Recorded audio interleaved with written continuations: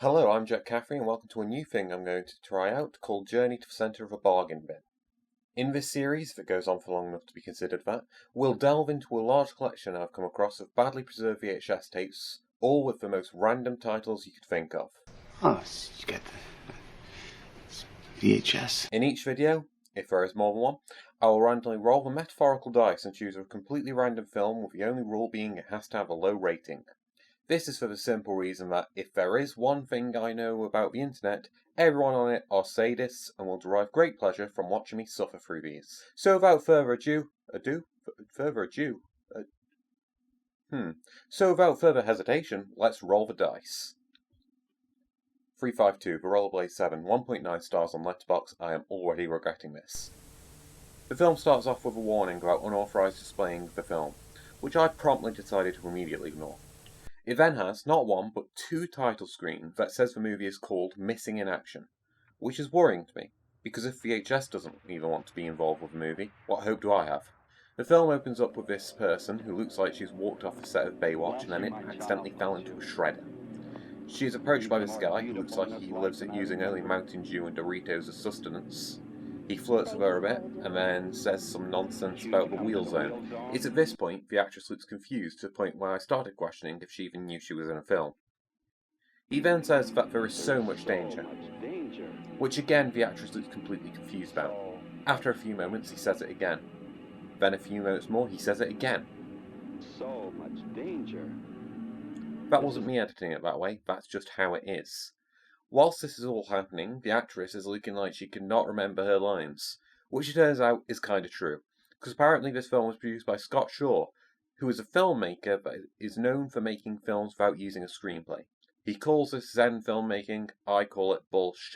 Eventually, the guy gives up on waiting and straight up gives her a katana, which I can only presume is for her to use it on him, and put him out the misery of having to star in a film which already feels like it's 2 hours long, after only just over a minute has passed.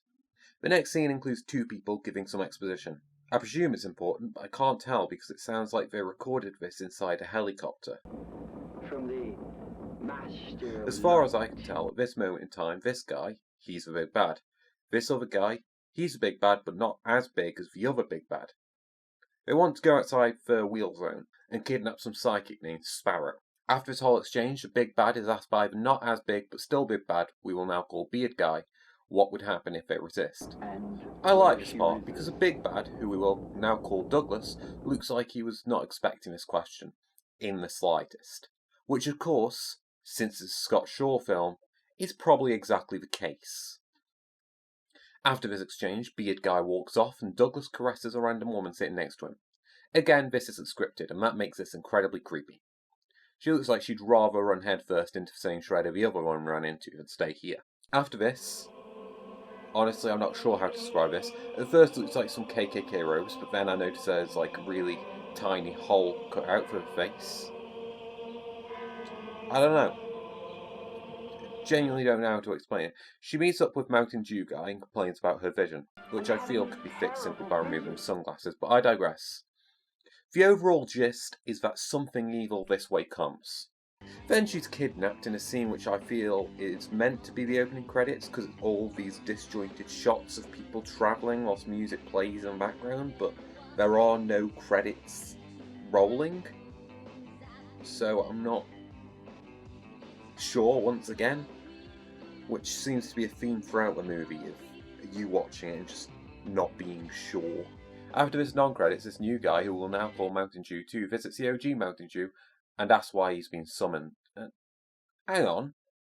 Are those Halloween decorations? They are as well. They're £4.96 on eBay. In 1991, the Oscar for Best Production Design went to Bugsy, which we now know is a travesty because they obviously slept on this masterpiece. So anyway, the Mountain Dew tells Mountain 2 that Sister Sparrow, who is some kind of priest, has been kidnapped. Up next is some very subtle exposition, which is a masterclass in writing. It really is a blink and you'll miss it sort of thing. There are many ways to show family dynamics in film, but nothing beats... You mean, my sister that became your sister? Perfect. It's important to note that it's not me who made this audio peak like this green bit of Staffordshire. That's just how it is. Luckily, if you don't understand what they're saying, you're in luck, because the general gist of this is that the plot makes no bloody sense. So when Mountain 2 is told to rescue her, he seems to forget that she's his sister and asks, Why? This guy seems annoyed that Mountain 2 has forgotten who his sister is and demands him to go. Hawk, I command you to go into the wheel zone now. Mountain 2 then asks, What's in it for me? It's very dangerous. You get to save your sister, the sister who's being kidnapped, the psychic sister with the magic powers. After realising that he could not shake this master of negotiation, Mountain Dew offers a reward of a new bride. Which is a bit weird to say the least, arranged marriage and all that, but Mountain Dew seems happy with it. After almost 11 minutes of pointlessness, the main title finally comes up. After a 2-minute sequence of Mountain Dew walking up to a fence, it cuts to a new scene, and apparently to our opening credits. Or at least that's what I thought. This actress's name, Rhonda Shear, comes up, and no one else's. Why she got a name and no one else did, I'm not sure, but oh well. I had a quick Google to see who Rhonda Shear is, and instantly regretted it because it turned out there are at least 3 other Rollerblade 7 movies according to IMDb. Also, her name is Officer Daryl Skates. Genius writing there, guy. Genius. Hang on, I just realised this is called Rollerblade 7. We're 12 minutes into the movie, and we haven't seen a single rollerblade, let alone 7. So anyway, Skates walks up to this random person, and hang on, she has a skateboard. We've seen a skateboard before we've seen roller skates in a Rollerblade 7. Ludicrous. So Skates walks up to this Elvis-looking dude, whilst wearing what I can only presume isn't proper police attire, and chastises him because he's not wearing roller skates, which is apparently the law here. Completely neglecting the fact that she herself is not wearing any roller skates. So anyway, back to Elvis. Elvis is great. Elvis is hilarious. He's not taking this film seriously. Honestly, I'm not even sure if he's acting. The movie very quickly establishes him as being a bad boy style thing. It's a perfect comeback from Elvis there. Your Honour, my client may have stolen 5 cars, yeah, but he didn't steal them today. Is that right? Okay then, case dismissed. No, that's not going to hold up in a court of law. Elvis also showcases that he isn't just a bad boy though, he's also a man of many talents. After a while though, the Elvis part escalates to uncomfortable proportions, and I get to the point where I'm just hoping no one walks in on me watching this. It'd be a bit hard to explain. Eventually, a saving grace enters the scene in the form of Mountain 2 coming to interrupt. Oh damn, we're still on the credits. 15 minutes in and we're still on the credits.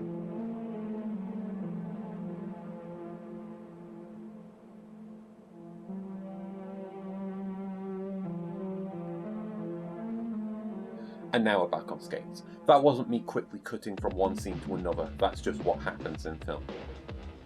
Anyway, so Skates is revealed to be a Nazi and Mountain 2 walks away. Nothing happens for a while until some ninjas on roller skates attack him randomly. This is not explained in the slightest. Oh look, more credits. Anyway, this guy's meant to be some sort of mysterious stranger who only speaks in cryptic puzzles and strange clues. This mystery, of course, is undercut by the fact that he's not wearing trousers. Mountain 2 walks off and we cut to the kidnappers again. What follows is the worst fight scene to ever exist. That's not an exaggeration, it's around 5 minutes long, and the first few minutes is just shots of them flipping their knives over and over, whilst taking steps forward. They keep repeating the same shots as well, so they aren't even different pieces of footage, it's all the same. Eventually, he throws his knife at his sister, who then catches it in her mouth, slits the throat of the kidnapper, then drops it for some reason, even though she's just shown that she's perfectly capable of dispatching people with a knife in her mouth. After this, what can only be described as a shambles, a random samurai comes from a distance and knocks Mountain 2 out with no explanation. Honestly, at this point, I'm questioning if this is a bad film, or if it's some avant-garde, new wave, esoteric masterpiece. Straight after the scene, we cut to Mountain 2 in some field of statues guided to a hut by the empty child. Please let me in, Mummy, I'm scared of the bombs. He meets this person, who he believes is psychic, but she says might not be. and is willingly fed a random unknown mushroom whilst his sister is in grave danger. 3 times. So to no one's surprise, he starts tripping. This segment goes on for 9 minutes. Cut to the all-knowing guy with no trousers again. Baywatch skates over by him and he says the creepiest line in the whole film thus far. Like a piece of candy, little girl. She naturally skates off after that, and then Sparrow dies. That wasn't me repeating the shot, by the way, that's how it was in the film. Sparrow gets transported to this mystical cave in which resides a Black Knight, played by Sylvester Stallone's brother. He's probably saying some important stuff, but the peaking on the audio is so bad that I genuinely can't make out the words, other than the sentences, "I brought you to my realm, take off your robes, and dance for the devil." This is the moment I realise that sunk cost fallacy has kicked in, and I can't turn back now. In comes he without trousers again, doing Tai Chi, and then everybody's favourite character walks into frame. He's looking for Buddy Holly, and for some reason, despite not knowing what he without trousers is doing, joins in with the Tai Chi whilst talking. Next we're introduced to this character. She has, for some reason, every single possible flag on her jacket. She's mysterious. We're not sure who she is. And then it's all undercut by a masked skater playing a banjo. Baywatch skates in, and what starts is what I think is meant to be a slow motion fight scene, but I genuinely have no clue. Wherever it is, it went on for way too long. A new character in camo is then introduced, and he threatens Trousers to find out what he's seen. Then he walks away after he finds out what he wants. And then he takes that information to the less successful Stallone after being plucked from time and space. After that, there's another useless fight scene. Frank Stallone plucks Mountain 2 out of time and space and tries to recruit him to the dark side, but fails. Then Mountain 2 is trained by a new character on how to roller skate. That description sounds disjointed, but that's because the film is disjointed. Mountain 2 meets Miss Worldwide. They fight each other. Then Banjo Guy leads a group of people to them, and they have to fight those people. Look, it's young Malcolm Reynolds. As the movie goes on, it becomes harder and harder to describe because it becomes more and more disjointed. After that fight scene, we cut to Douglas. Remember him? In a wheelchair. He's wearing a mask, but I know it's him because it is somehow still the credits, even though we are 45 minutes into this film. This is where we get our first bit of plot since the film began. It turns out he created the Wheel Zone. That's a piece of plot. We're still not quite sure what the Wheel Zone is, but he created it. After a fight scene that lasts for almost 10 minutes and has no bearing on the plot, we get to the best line of the whole movie. Actually, scratch that, we get to the best line in the history of action movies. Banjo Guy has come back and is playing as Banjo. Baywatch thinks it's a bot. And Mounted 2 says the line, "I hate banjos." Don't we all, Mounted 2? Don't we all? Anyway, then a ninja comes and kills Miss Worldwide and Banjo Man. What breaks out is the greatest chase in cinema history. Forget Bullet, forget Drive, forget Baby Driver. We have the Rollerblade 7. After dispatching the ninja, it cuts to Mountain 2 drop-kicking a random dude, and then finding his dead sister. After this, we cut back to Douglas talking about how he invented the skateboard, and the reason he's in a wheelchair is he fell off his skateboard. Anyway, up next, Miss Worldwide is resurrected. She runs like a penguin to Baywatch from Mountain 2, and they all start dancing. The movie then alerts us about the fact that we are now back on the road, despite us already being on the metaphorical road for the entirety of the movie. They meet Mystic, and she disappears. There is no lead up to this. This is how they meet the Mystic. Then they go on to terrorise a disabled man, and yet still lose. Miss Worldwide is killed again, the Black Knight kidnaps a Mystic somehow, Baywatch is imprisoned, and Mountain 2 finds himself talking to Douglas. Again, there is no lead up to any of this, it all just sort of happens. This is when we find out what the evil plot of the bad guys are. They're going to force someone to marry Douglas. Say you'll be my beautiful young bride. This is their evil plot. Their evil plot, which is the exact same reason that Mountain 2 was going to the Wheel Zone.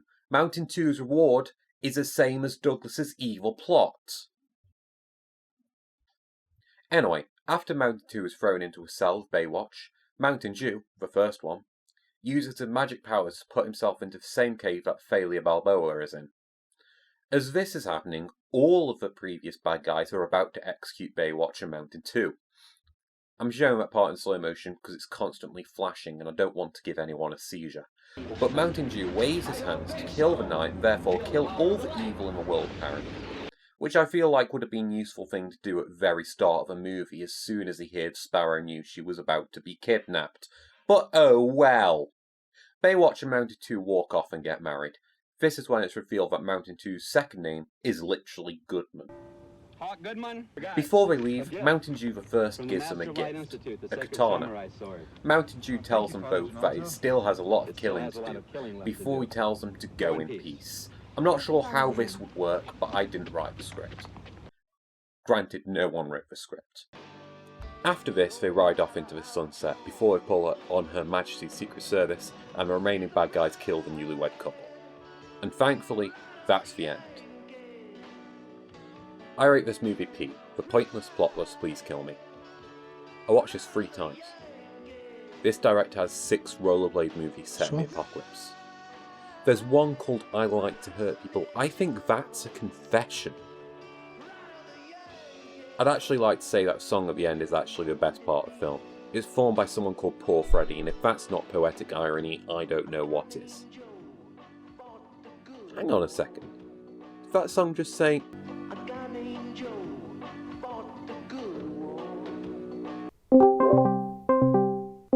Hey Joe, have you fought the good one? What did he say? Have you fought the good one? Fought the good one? Yeah. What do you mean? I don't get what you mean, fought the good one. It's simple. Have you fought the good one? No. Okay, thank you. That's all I really wanted Wait, what? to know. I'm so confused. See you, man. Bye.